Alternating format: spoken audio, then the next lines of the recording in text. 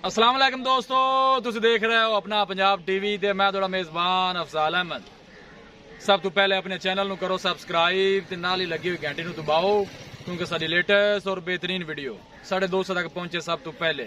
लो जी दोस्तों, ऐसी अपना पंजाब टीवी ते एक वैड सेल की है। साढ़े बहुत ही अच्छे सबसक्राइबर ने फैसल भाई फैसलाबाद तो आए ने जनाब, उन्होंने साढ़े तो वैड खरीदी है। वैड की लदाई करान लगे। अल्लाह ताला जनाब उन्होंने खैरी सलामती पहुँचावे। अल्लाह ताला जनाब उन्होंने नसीबां च करे। 2 दिन पहले जनाब यूट्यूब तो वीडियो लाई सी, हड़ताल की वजह तो भाई नहीं पहुँच सके। अज जनाब वो पहुंचे ने साढ़े कोल, गां की लदाई करान लगे। दिखाओ जी कैमरामैन साहब, पीछे तो जनाब अच्छी है। फैसल भाई ने जनाब फैसलाबाद तो आए ने। जर्सी नस्ल की जनाब वैड है जनाब साढ़े तो परचेज की है। जनाब लदाई करान लगे हैं।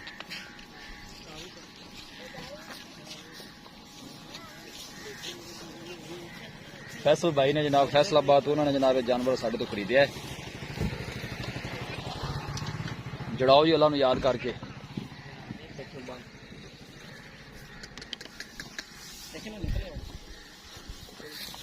वे बे तसली ना बन दो।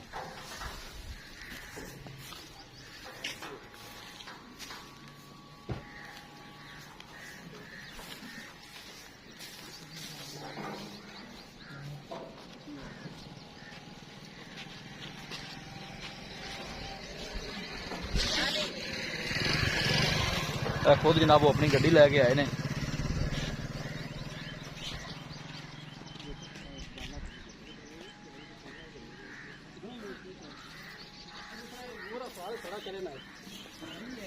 निकलना जाए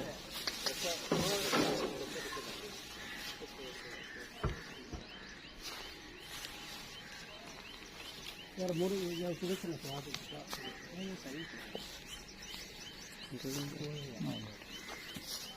सही पाया, मोरा सही पाया यार। निकलना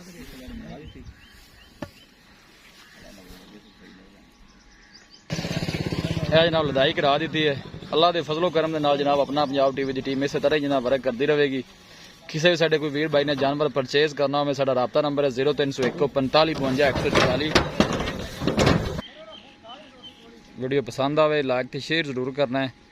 मिलांगे एक अच्छी और लाजवाब वीडियो के नाल। अपने मेज़बान अफजाल अहमद को इजाजत। अल्लाह निगहबान।